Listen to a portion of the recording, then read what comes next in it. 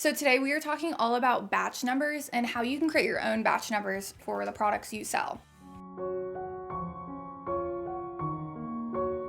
Batch numbers are usually really tiny numbers you find somewhere on your product's label that identifies which batch it was made and what date it was made, and any other details that the manufacturer has about that batch. Batch numbers are important to keep record of in case anything might happen. We recently had a peanut butter recall here in the United States, and thanks to batch numbers or lot numbers, people are able to go through their peanut butter in their cabinets, look at the number, and see if they have the recalled peanut butter. So these batch numbers are important to give each of your products and to keep record of for good manufacturing practice. It's not legally required by the FDA to have batch numbers, but the FDA does want you to use good manufacturing practice, and keeping track of batches is good manufacturing practice. So for years, I've been trying to figure out a system for giving my products batch numbers,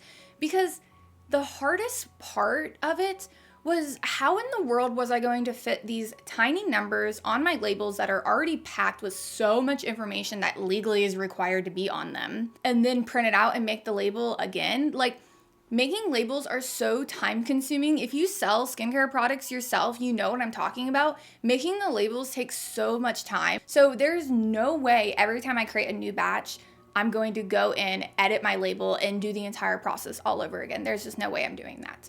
So for years, I've been trying to figure out a way around that, and I finally did. Here's the solution I came up with. So instead of actually putting the batch numbers on the labels, I am just going to keep record of the batch numbers each of my customers receive. So there is a little spot on Etsy. I sell on Etsy, and I'm sure like any other platform you sell on probably has a spot for this. There's a little spot that you can add a private note that only the seller, which is me, in case you didn't know, can see. So I can add in whatever note I want on their order, and only I can see it. So I'll use that spot to write in all of the batch numbers for the products they purchased. That way I don't have to create a new freaking label every single time I create a new batch, because I will literally make new batches sometimes like bi-weekly, sometimes weekly, sometimes monthly. It just depends on how quickly that item sells out, but I make new batches pretty often. So there's no way I'm making a whole new label every single time I make a new batch. So this was my solution around that. But I'm going to show you guys the entire system I use for creating the batch numbers, the batch sheets, and all that jazz. So I own a Mac, and I use the software Numbers, which is a software that comes free with every single Mac, and it's used to create spreadsheets. And I just Googled this. I don't know if this is right, but Windows has an alternative called LibreOffice Calc. I never heard of that, but apparently it's both free and open source. I don't know what open source means. Anyways, what you want to do is just go ahead and open up Numbers and click New Document. And I always just use this basic template, and then I just edit it from there. So the first thing I do is always make the grid smaller, and then I'm going to change the title to Products. And this is where I'm going to create all my product identification numbers. The first column is going to be product 1, and then we're going to have product 2, product 3, product 4, and so on. Obviously, yours won't say product 1, product 2, product 3. Yours will be whatever products you sell. And I would put your products in order that makes sense to you. I have like a special order that my products are like in my mind mentally, and that's the order that I put mine in. Now you have your product identification sheets, and now you want to assign each of them a number. Now, if you write just 00, for some reason, it just erases it and it makes it just 0. So I have to put a little dash after the 00 so it doesn't make it just 0, because I want two numbers. Let me explain. According to my product identification number batch sheet behind me, I have 25 products. That means I need 2 digits, because if I did just 0, then it wouldn't make the batch numbers add up in the end. Does that make sense? You guys will see as we keep going. And then the next product will be 01, the next one will be 02, 03, 04, 05, and so on. Obviously, you can use whatever numbers you want. This is just what works for me. That is your product identification sheets. And obviously, you want to fill it up with however many products you have, but for the sake of the video, we're just doing 7. And make sure you save this because every time you add a new product to your line, you're going to have to add that to your product identification sheet. Saving it will make it to where you don't have to remake the entire spreadsheet again. Anyways, once you have it completely filled out, you can go ahead and print it out. And then you'll have your product identification sheet. So now I'm going to show you guys how to make batch sheets for each of the products you sell. Each product you sell will have its own batch sheet. Think of the batch sheet as its recipe sheet and any other information that that batch needs to have recorded. So I, again, will just open up a new document. And for the title of this, I'm going to make it product formula. And I'm just moving around the spreadsheet to be the size that I want. Actually, I changed my mind. I'm going to make it product 1 formula batch sheets. And then I'm going to go ahead and create 5 columns vertically, and then however many columns you need horizontally. It just depends on how many ingredients are in your formula. So up in the top left-hand corner, I'm going to write batch size. And this is where you'll actually write in the batch size you want to make when you go to make your product. Because we don't always make the same batch sizes. Sometimes it just depends on how much you are planning on selling. At least for me, I'm always making different batch sizes. So that spot is for me to write in whatever batch size I want to make. And then the rest of the spreadsheet is basically just going to be my formula. I'm going to type phase A, and then I'm going to type ingredient 1. Obviously, it won't say ingredient 1. It'll say whatever ingredient you actually need for your formula. And then ingredient 2, ingredient 3, ingredient 4, and then like phase B, ingredient 5, ingredient 6. I hope you guys get the point. And just continue doing that until you have your whole formula written out. And then cut off whatever you don't need on the bottom. Now in the next column, vertically, I'm going to put a % up in the top. And then the next column, I'm going to write weight. The next column is going to be lot number. And then this last column, I like to write what the pH is supposed to be of my product in the end. But whatever pH your product needs to be, I would write that in right there. Or you can put whatever you want there. That's just what I like to put there. And then I click text to add a little text box, and I write batch number. And I put that up in the top left-hand corner. And then I just copy and paste, and over in the top right-hand corner, I write the dates. So now in the percentage column, you want to go through and write the percents you need for each of your ingredients. And this is your formula. So this batch sheet is essentially your formula and your recipe, and it's going to record anything that basically happens while you formulate. So every time you go to create a new batch for your product, you want to print out your batch sheet for that product. So the first thing I do is write the date that I'm making the batch, 6/23/22, and then I will write the batch size that I'm going to create, and I'm going to do a 1,000 gram batch. And then you want to go ahead and use the formula and the batch size to create your recipe, which the recipe is going to be written in the column under weight. If you don't know what I'm talking about, go watch my video titled How to Transfer Percents to a Recipe. I'll link that video down below. Formulas for cosmetics are written in percents, and then you pick your batch size, which your batch size is however much product you want to make total. And you use that batch size and your formula to create your recipe. So formulas are in percents and recipes are in grams. So the next column under weight will be your actual recipe, which will be the actual amounts you're going to be weighing out when you create your batch. Now the next column is lot number.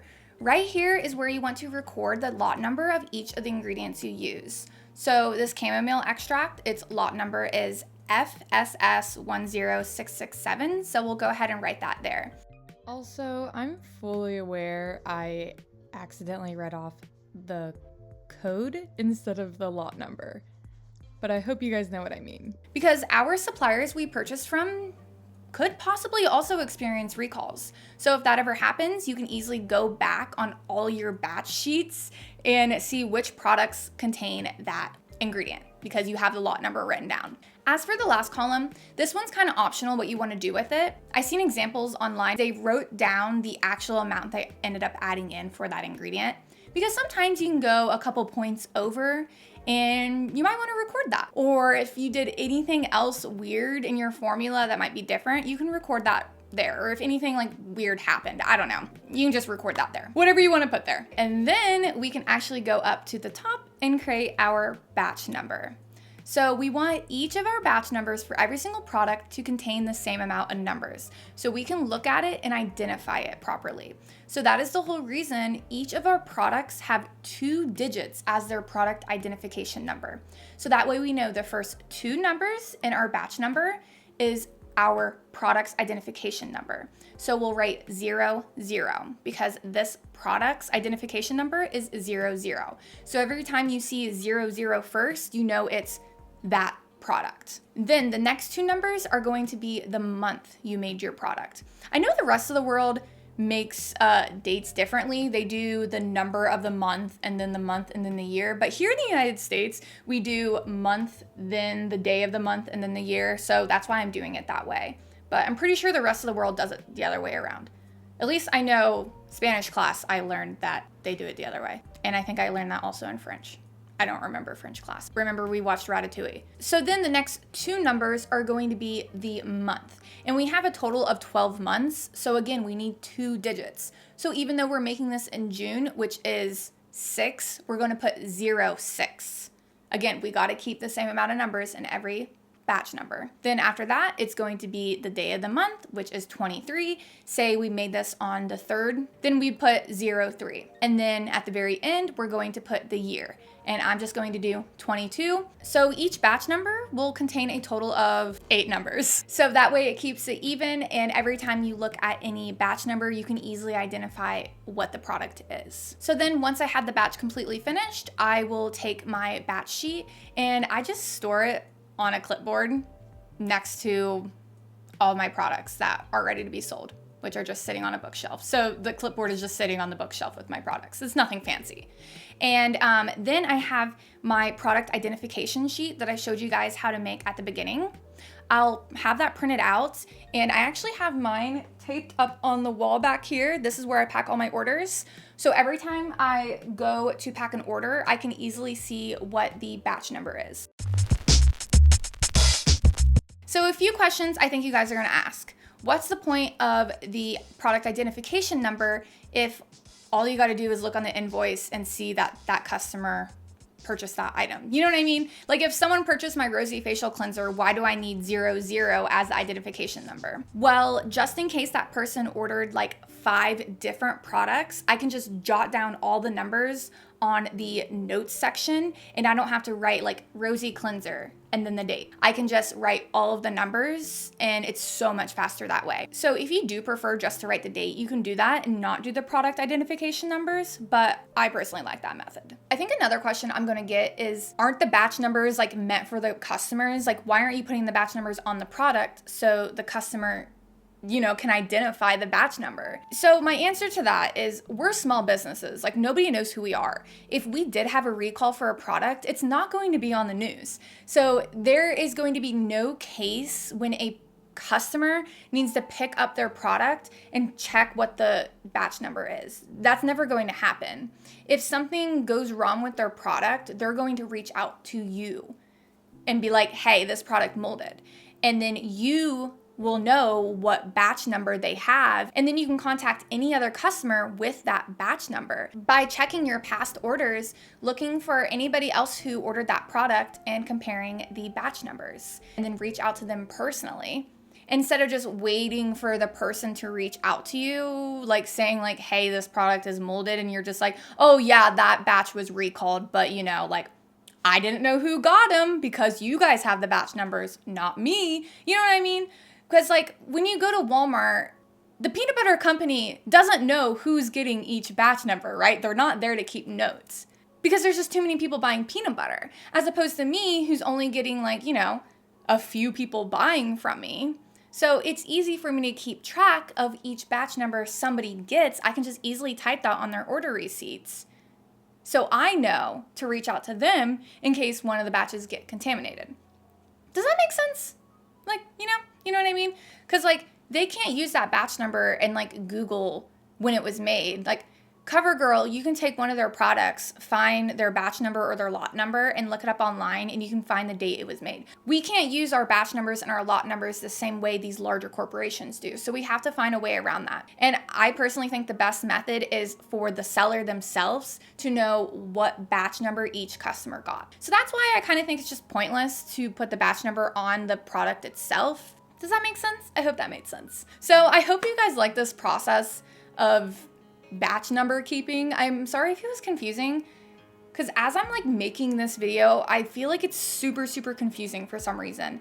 So I really hope this video comes out not confusing. Maybe it's just because it's really hot in here and it's hard for me to focus because I had to turn my AC off so you guys don't hear rumbling in the background, and it's like 90 degrees outside. So yeah. Anyways, that's all for today. Go check out my Etsy shop. I sell skincare products. Everything's 20% off. Go check out my Patreon. I post 2 exclusive videos every single month. I've had a Patreon for 4 years, so there's a lot of exclusive videos for you to binge watch. And yeah, that's about it. Talk to you guys later. Stay tuned for the Patreon shoutouts. Someone to listen. Honestly, I've wasted half of my life.